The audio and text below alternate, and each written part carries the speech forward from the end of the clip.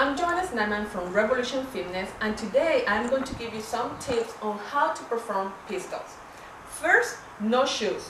Second, spread your toes so you are going to have a real contact, a complete contact with the floor.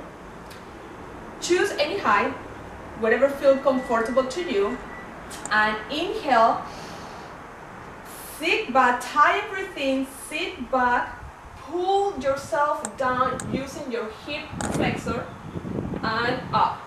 Do not exhale until you finish. So inhale, tie everything, pull yourself down using your hip flexor and up. When you are very comfortable with that height, try something lower. And big inhale, tie everything, sit back, pull yourself down and up. Extend complete all your hips. When you are done with that height too, try something body weight, something without steps.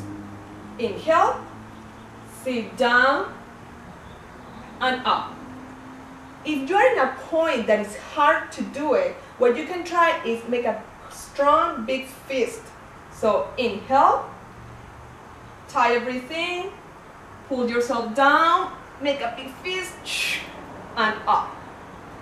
Or also you can try, make a little harder, and use some weight. Inhale, tie everything,